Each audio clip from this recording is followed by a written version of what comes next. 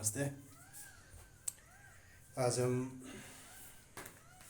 Mathematics का solution करेंगे जो कि फर्स्ट ग्रेड सेकंड ग्रेड में उपयोगी होता है RPSC and other PCS exam and central exam के लिए।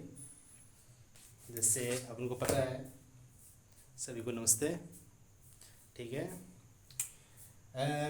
आरपीएससी और पीसीएस का जो फर्स्ट ग्रेड सेकंड ग्रेड का मैथमेटिक्स का एग्ज़ाम होता है, सब्जेक्ट होता है मैथमेटिक्स। उसमें कुछ से डिवाइडेशन इस प्रकार होता है, वो देख लो आप। शुरुआत करते थे इसको सॉल्यूशन देने के लिए। देख लेते हैं कि जो पेपर होता है सब्जेक्ट का,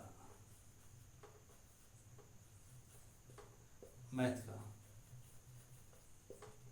इसका डिवाइडेशन 3 से 4 लेयर में किया गया है। जैसे सबसे पहले तो 9th-10th लेवल का, 9th-10th लेवल में सिलेबस है जो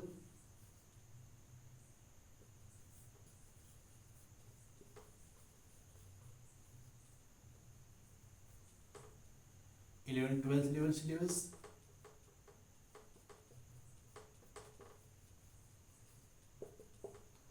फिर ग्रेजुएशन लेवल सिलेबस,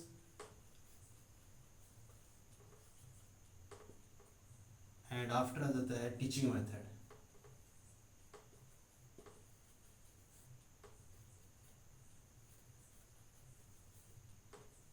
ये सीन है।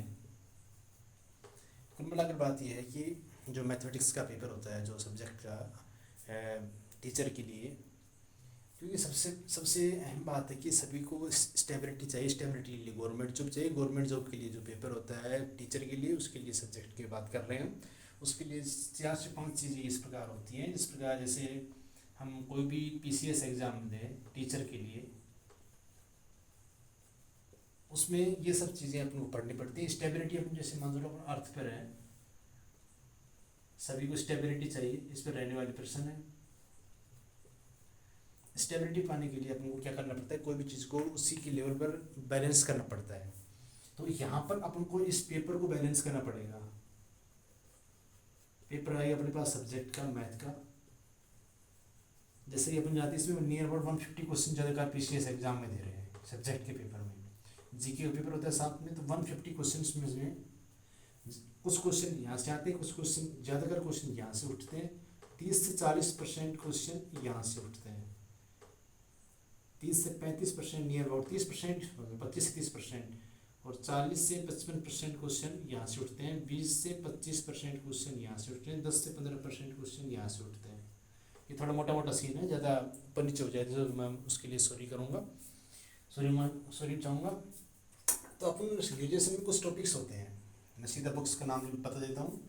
जो ग्रेजुएशन चलती है, वो मैथमेटिक्स का सीधा सा उद्देश्य होता है। अगर आपको कोई एग्जामिनर बने तो आपको उद्देश्य रहे भाई सब्जेक्ट में आपको क्या चेक करना पड़ता है। उस सब्जेक्ट के सबसे पहले जो मौखिक चीज़ें होती हैं उनके बारे में बात करोगे। जैसे यहाँ पर हम कहेंगे भाई उसका भाषा क्या होती है, उसकी बेसिस क्या होती है, उसका कंसेप्ट क्या होते हैं, उसका एप्लीकेशन क्या होते हैं, और उनका दैनिक जीवन क्या उपयोग हो सकता है। ये सब चीज़ें अपन उसके बारे में सब्जेक्ट के बारे में जानना चाहेंगे। यहाँ मैथ है सब्जेक्ट, तो मैथ के सबसे पहले अपन क्या होता है डेफिनेशन के बाद कंसेप्ट के बाद फार्मूला के बाद न्यूमेरिकल के पश्चात हम क्या करेंगे, उनको आसानी से दैनिक जीवन में उनका रेस्पेक्टिवली यूजेबल चीज़ क्या होती है वो सब जानेंगे। ठीक है, तो यहाँ पर अपन क्या करेंगे, जो जैसे भाई मैथ्स में क्या करेंगे, कैलकुलेशन आ गई। कैलकुलेशन क्या करेंगे भाई, संख्याओं का ज्ञान है आपको, ये पता कर लो। फिर कहेंगे बीजे ज्ञान है, बीजे पदों का ज्ञान है, ये पता कर लो। फिर ये चित्रों का ज्यामिति ज्ञान है, ये पता कर लो। तीनों का एप्लीकेशन ले लो, तीनों को मिक्सअप करके कॉम्प्लेक्स ज्ञान है, सम्मिश्र संख्याओं का ज्ञान है, ये पता कर लो। हो गई 3। गतिकी का ज्ञान है, ये पता कर लो। मतलब इन चीज़ों के बारे में आप पता करना चाहोगे। अगर आपसे कोई कहे कि भाई एग्जामिनर बना दूंगा आपको मैथमेटिक्स का, तो आप क्या पता करोगे सामने वाले से। तो यहीं पर ही जो एग्जामिनर होता है इस कैंडिडेट से क्या क्या पता कर सकता है। जैसे भाई संख्याओं का ज्ञान है आपको, कितने ज्ञान, संख्याओं का ज्ञान है, बीजीय पदों का ज्ञान है, फिर दोनों को मिला दें तो सम्मिश्र संख्याओं का ज्ञान है, सम्मिश्र रूप में ज्ञान है, एक वास्तविक स्थिति में संख्याएं होती हैं उनका ज्ञान है। बोले सब क्या बोल रहे हो, समझ में नहीं आ रहा क्या कहना चाह रहे हो। हम ये कहना चाह रहे हैं, अगर आप एग्जामिनर बना देते मैथमेटिक्स में, आपको बैठा दें, आप पेपर बनाओ, तो आप क्या उद्देश्य बैठोगे। आप सब यहाँ बैठे हो, आप हम आपसे बोल दें कि भाई पेपर बनाओ, ये पेपर बनाओ, तो आपका क्या उद्देश्य रहेगा मैथमेटिक्स में पता करने का कि भाई इस कैंडिडेट को मैं चेक करूँगा, तो चेक करने के लिए अब मैं कहूँगा भाई इसको संख्याओं का ज्ञान है, बढ़िया हो एकदम गहराई से शून्य से लेकर टॉप तक। और उसके बाद दूसरी चीज़ उनकी बात है बीजीय पदों का भी शून्य से लेकर टॉप तक ज्ञान हो, फिर मैं उनको मिक्सअप कर दूँ, उनका भी ज्ञान हो, जिसे सम्मिश्र संख्याएँ कहते हैं। वास्तविक स्थिति में जो संख्याएं प्रकृति में पाई जाती है उनका यूज होता है, उनका भी ज्ञान डीपली हो। मतलब 4 चीज़ें आ गई अपने पास, ठीक है, इनका ज्ञान हो। फिर इसके बाद मैथमेटिक्स में कुछ डायग्राम बना दूं मैं कल्पना में, as a diagram of respectively of the nature of the universe to be finding respectively of their stability and respectively of their position respective in the universe to be finding of stability and interactive reactions, उनकी अन्योन्य क्रियाएं और स्थायित्व की जो ज्यामिति बनती है उन सभी का ज्ञान, सभी का गहन अध्ययन ही ज्यामिति विज्ञान कहलाता है। तो ज्यामिति विज्ञान में भाई सीधी सी बात है, ज्यामिति का ज्ञान हो, ज्योमेट्री ज्ञान हो, ज्योमेट्री का ज्ञान हो गया, ज्यामिति का ज्ञान हो, उसको आप यहाँ का कैंडिडेट पता करेगा ये इनमें से, मतलब इन मोटी मोटी चीज़ों के बारे में पता हो जाए तो वो समझे भाई ये कैंडिडेट अच्छा ज्ञान रखता है, ये पढ़ा सकता है, ये इसमें इस चीज़ में पारंगत है, इस चीज़ में ट्रेंड है, इस चीज़ में परफेक्ट है, बस ये उद्देश्य है एग्जामिनर का। तो वो किन किन चीज़ों पता करेगा, संख्याओं का, इनका सम्मिश्र रूपों का, ज्यामिति का, फिर प्लस 2-3 चीज़ें और ऐड कर देंगे। और गतिकी का ज्ञान हो, गतिकी मतलब मोशन, डायनेमिक्स, गतिकी नॉलेज भी हो उसमें, इस कैंडिडेट में इन चीज़ों की नॉलेज हो, प्लस एक दो चीज़ें और भी आ जाती हैं। और क्या हो सकती है, बस ज़्यादा करती है इनमें, इनका भाग है गतिकी भी। और इसके अलावा जैसे ग्राफ ग्राफ बनाना भी आता है उसको, ठीक है, ग्राफ बनाना आ गए। और ये तो टॉपिक्स और भाई घटना और बढ़ना का अच्छा नॉलेज हो, तो कोई चीज़ें फटाफट बढ़ रही हैं, कोई चीज़ें खटाखट तेज़ी से कम हो रही हैं, तो उनको बढ़ने को यहाँ पर बोल देते हैं योग रूप में को बोलते हैं यहाँ पर इंटीग्रेशन। और जो घटती है उनको क्या बोलते हैं, differentiation.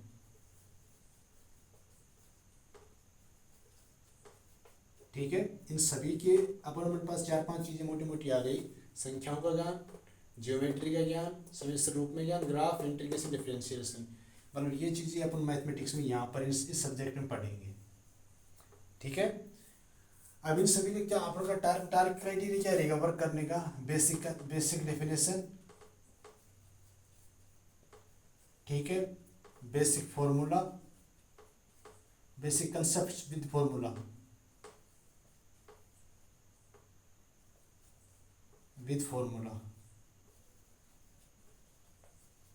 and basic applications of above rule,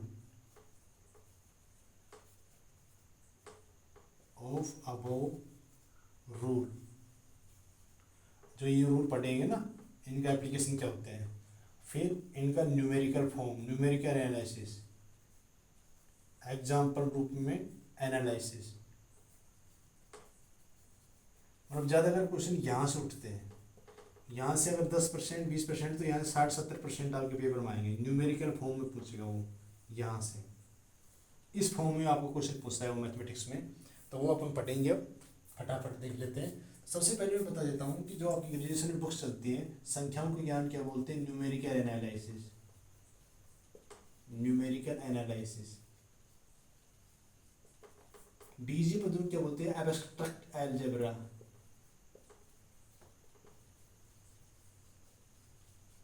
ठीक है, एब्स्ट्रैक्ट अलजेब्रा हो गए।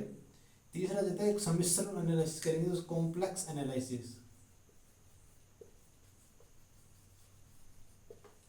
वास्तविक संख्याओं का जो नॉलेज करेगा उसको रियल एनालिसिस, ज्योमेट्री का अध्ययन करेंगे यहाँ पर 2D एंड 3D एनालिसिस, गतिकी का अध्ययन करके डायनामिक्स या एडवांस डायनामिक्स। यहाँ बुक्स चलती है ग्रेजुएशन में, यहाँ पर इनका छोटा फॉर्म 9th-10th में होता है, टीचिंग मेथड नॉर्मल चीज़ होती है वो बता दूंगा। ग्राफ थ्योरी, बोले सब क्यों पढ़ रहे हैं, इन्हीं चीज़ों के बारे में बात करेंगे। फिर इनका पेपर पैटर्न यहाँ से उठ कर आएगा, उसके बाद करेंगे, वो स्कोर हो जाएगा तो अपन परफेक्ट पारंगत हो जाएंगे पेपर को बैलेंस कर सक्सेस पाने के लिए। बैलेंस हो जाता है कोई भी चीज़ पेपर, पेपर अगर बैलेंस हो जाए, पेपर के लेवल में अपन पहुंच जाए, पेपर बैलेंस हो जाए, paper is equal to balance with respect of provider, तो अपन यही सक्सेस है। बस अपन को टारगेट यहाँ पहुंचना है, यहाँ पर, यहाँ से पहुंचना है। Integration and its application,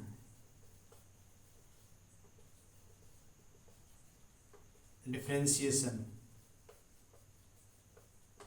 and its application.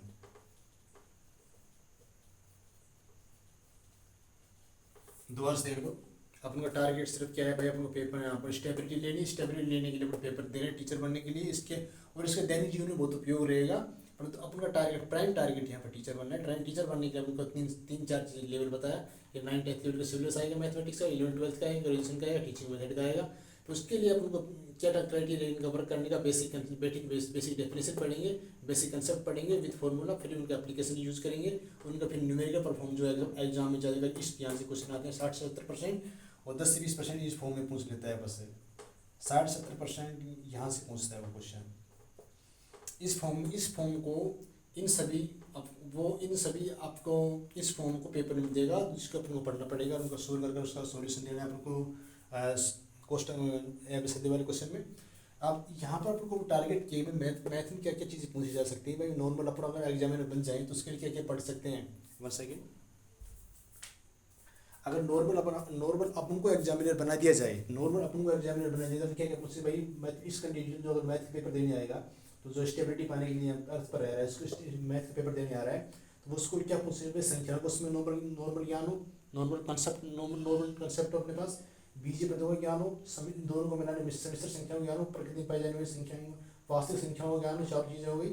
फिर ज्यामिति का अच्छा ज्ञान हो, गति की और ग्राफ की थोड़ी एक्स्ट्रा, दो एक्स्ट्रा चीज़ें इनका भी ज्ञान हो।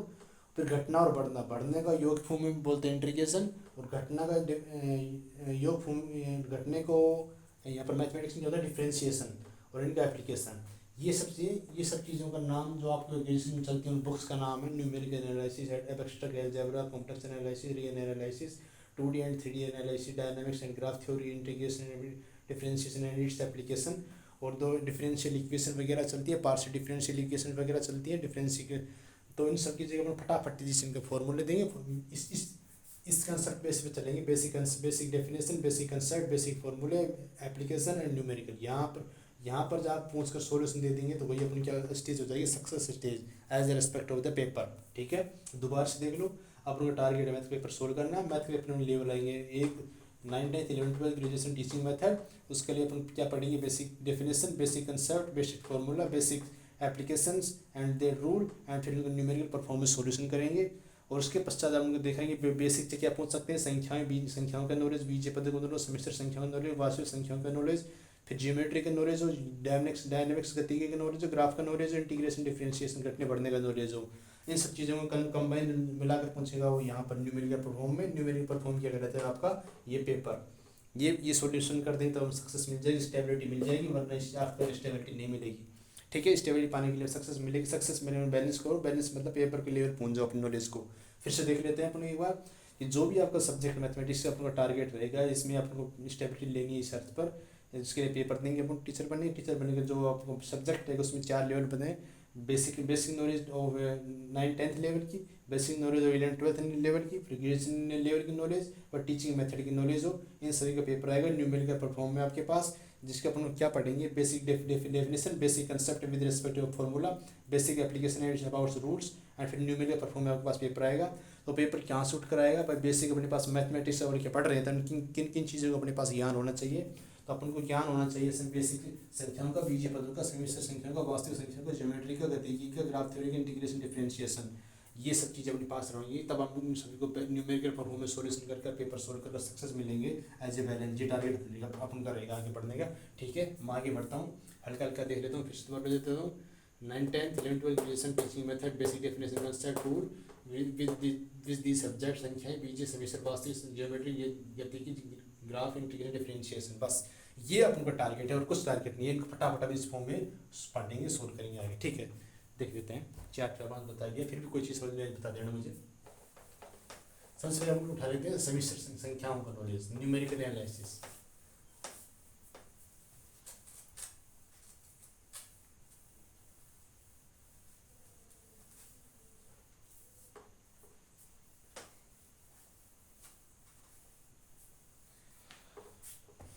न्यूमेरिकल एनालिसिस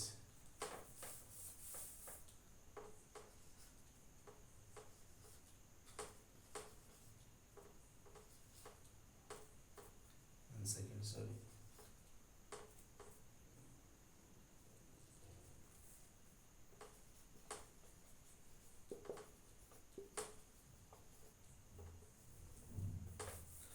इसकी स्याही थोड़ी खत्म हो गई है, स्याही डाल देता हूँ मैं।